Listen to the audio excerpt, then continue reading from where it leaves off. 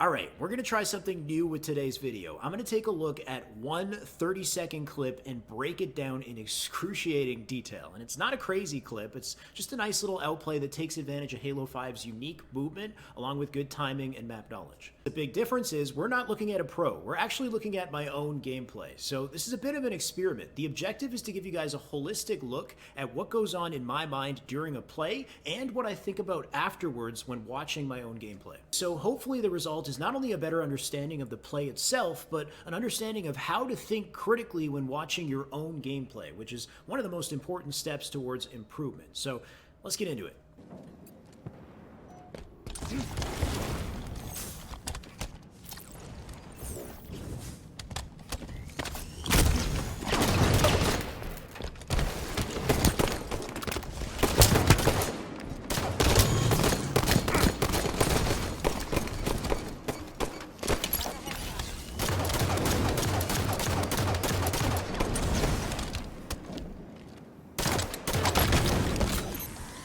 Okay, let's get into it, because although things went really well, they could have gone horribly wrong. The opening play that I made off spawn here was super risky and not really advisable, and just to explain, I'll give you some context. Here's what happened right before this clip took place. So I'm spawning up, I'm going to fly up to this ledge here, I got my teammate top mid, he got comboed, he has to back down, the OS is coming up, and I'm late to pressure this guy on top yellow, he throws an 8 in, I try to get the OS, but I'm slightly too far to the right of it, and I miss it, fall down to the bottom of the map, die, and now my teammate's dying. This is a huge blunder. We're both dead. They're going to get OS. My teammate died with a sniper. I believe he burned it before he died, but regardless, they got OS. They're both up on the map, and now I'm spawning. So there's your context. Right now, off of my spawn is the first spawner here because I died first. I have two options typically. The first, I can choose to play passive off spawn, wait for my teammate. Instead of go to the center of the map where I can be crossed, I can maybe go to yard and look for the combo and use the combo as a counter to OS while I work with my teammate to team shot the enemy, hopefully take out OS, kill the other guy.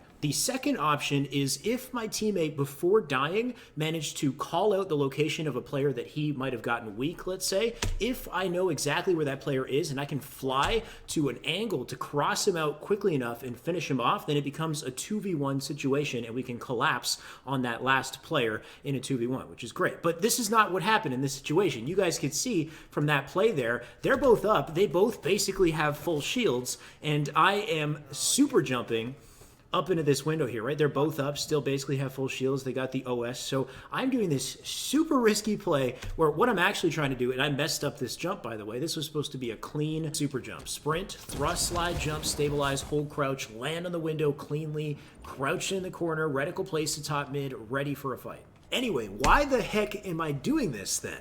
Well, because I know that they expect me to play passive here. They have the OS. They also have the combo. So if I flew to yard, it wouldn't even be there. And they're probably thrust sliding around the map right now, getting ready to collapse on my spawn. So my only objective here is to try to beat their timing and fly into a position where I can get a lot of information without fully committing myself and still having escape options available. So not in the center of the map. I can get away if I need to. If they see me, then I am bait. I'm baiting myself, basically. If they see me, my only objective will be to evade and get away from them and draw their attention and hopefully give my teammate an opportunity to make a counterplay.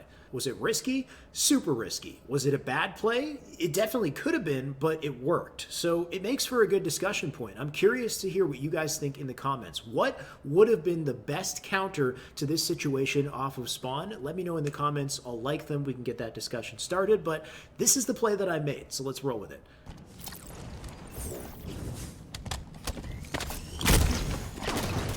Now, it's probably tough to see at this quality, but as I'm clambering up here, I actually spot the non-OS player rotating from posters over to nest. So I have that info. I also, to keep my presence low, I crouch here, and I use a technique called a drop back clamber, where I very slowly move backwards till I fall off the ledge, and then press jump to re-clamber, which is useful for keeping my presence low, assuming they don't hear it, and it also makes me a trickier target. It's super lucky in this situation, because I hear the player coming up with OS at this moment, drop backwards, and it throws him off. I melee, thrust backwards, he misses his combo, and this is where we make the escape. Not gonna lie, I was pretty happy with my execution here. Now, first off, this doorway that I took as an escape is not the typical safe escape route that a player would take in this situation. Normally, you might escape over to yard instead, which I'd say you'd want to cut your corner quickly, and this would probably be the best escape path to stand somewhere around here, so you can quickly drop into driveway if you need to, get back into tram. Top yellow might work as well, but it runs the risk of the second player, who might be top mid, who can challenge you right away. Definitely not the light hall. This would be very dangerous, I would think, especially if you get pinched here.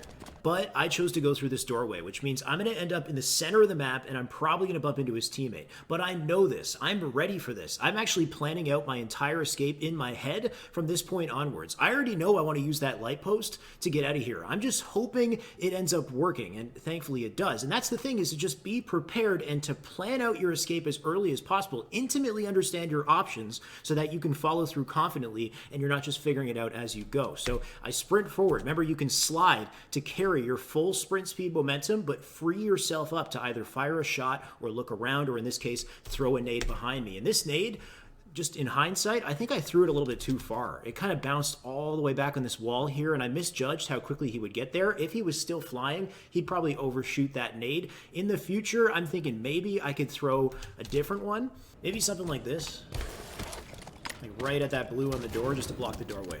Landing a perfect nade here would have been nice, but it's not what's most important. I needed to be ready for what was next. As I fall here, I'm thinking about where is the other opponent. I immediately snap my reticle onto top mid, and just, I don't know how I knew he was there. I think I just made the assumption that he was going to be there. Last I saw him, he was in nest. Maybe I heard something or heard a call out. Regardless, I was ready as early as possible to fight the other player. I get 2 shots in, and I don't just go for the light post right away, which I think is so important here. I know that's my objective, but I need to bait him to me first. So I take cover and force him to drop off top mid and make a commitment towards me. Now I have an opportunity. I spin over and I manage to hit this light post jump. This light post jump is so crucial. I highly recommend you practice this.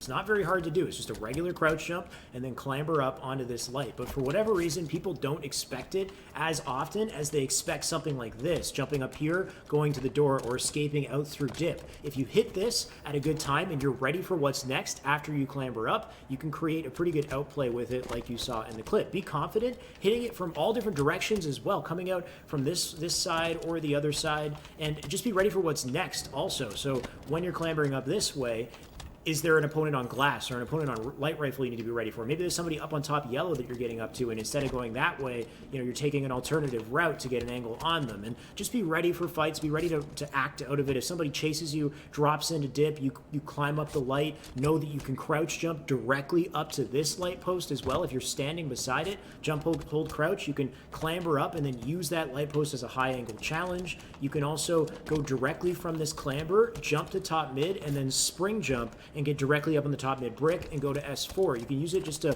get around the map really quickly, get out of a bad situation. So just be confident using it, be confident acting out of it. This is a crouch jump to get over here as well, right? If you do a standard jump, you're going to be forced to clamber on this ledge. So if you want to skip your clambers, make sure that you do this and then crouch jump over, lift your legs up so you get over onto the bridge. The reason this jump works so well is because of how much time I put into practicing it, both under pressure and not under pressure, to the point where I know the exact distance I can be standing from that ledge to land it, or how quickly I can land it under pressure. All that is so important, but despite that, there's still plenty of room for improvement. I still missed those 2 shots. The moment I duck down, you can tell I'm thinking about the jump here because I completely disregard my accuracy. Totally missed those shots right there. If this was a pro player and I don't shoot him back when I go for that jump, that pro player, even if he's stunned by the fact that I'm going for this jump, he's still probably going to kill me. He's probably not going to choke here. So in the future, and this is where the practice comes in, I need to be able to somehow split my brain and land accurate shots and still position myself perfectly to land this precise jump at the same time. It's possible,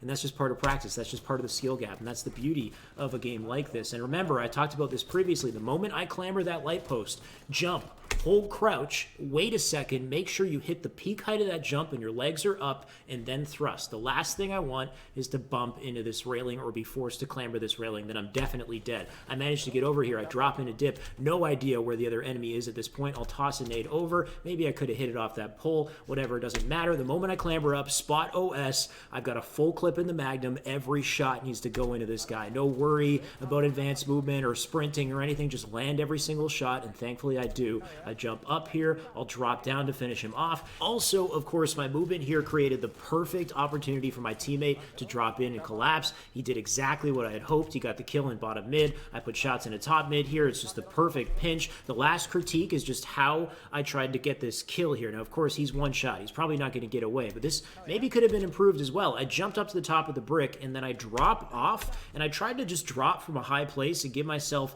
an opportunity to cover every single one of his options, whether he was going to go up or drop down to bottom mid. I think it was kind of risky that I fell all the way to the floor. On top of that, my aim was kind of slow here as well. You can see my vertical sense isn't super high, so you can see I'm kind of slow to look up. I also had plenty of time to hit these shots, but it's just one of those things where you just want to make sure that when you're chasing down an opponent, even if he's one shot, you stay vigilant. You just stay ready to land quick, accurate flicks. Don't get lazy here, and I feel like that's kind of what's starting to happen with my aim is I'm comfortable. I feel like I got the kill, and I started to get lazy. Always make sure that you're ready to chase him on the escape. You're ready to land those shots quickly. And from a movement perspective, what I could have done was sprint jump thrust up to this box, and instead of dropping, I could have jumped to S4 with my reticle place. That way I cover all of his options, and I maintain high ground. If he drops, I can drop as well. But I can take that a step further. In the instance that I do fall, and he does go for posters to escape, as long as I remember to land on the floor and crouch, I can spring thrust, stabilize, hold crouch, and I can get right back up to top mid immediately. So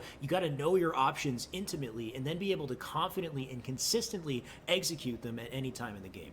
Anyway, I just spent about 10 minutes talking about a single 30-second clip, and to be honest, I'm sure there's plenty more that could be discussed. But in the end, it's just, testament to not only just Halo 5, but every Halo game has this insane amount of depth and just so much room for analysis and discussion on a micro level, on a macro level. What I hope you gain from this, though, is just a better understanding of what I'm thinking when I'm playing and what I think when I watch my gameplay as well. The biggest thing, if I could summarize this in one little statement, I would say to just, when you watch your own gameplay, just ask more questions. Ask questions about everything, about whether or not this jump could have been performed more precisely, or this nade could have been thrown more accurately, or I missed 2 shots here. Why did I miss 2 shots here? Sometimes you just miss shots, but is there a specific reason? And that goes for macro as well. I went to this position off of spawn. How did that affect my teammate's spawn? How did that affect my opponent's spawn? The OS is coming up in 30 seconds. Where should I put myself to make sure I'm ready for this? Or should I have been here? I could have protected my teammate better if I was here. Whatever it is. And I'm not saying you should be overly critical about every little thing and just crush yourself in your own criticism and let that affect your confidence. Be confident in your gameplay. Celebrate the moments that you play well and feel good about the shots that you hit and the plays that you make, but stay hungry. Always recognize that one little thing that you could have changed that would have taken you to the next level. Always recognize that room for improvement. And if you can do that, you'll grow exponentially, at least I think. Anyway, that's all I got for today. Do you watch your own gameplay, and does that help you improve? Do you have any specific strategies on your self-improvement that I didn't bring up in this video? Feel free to let me know in the comments. If you guys like this content, you want to see more, hit subscribe above or check out the related videos on my right. Until then, I'll see you next time.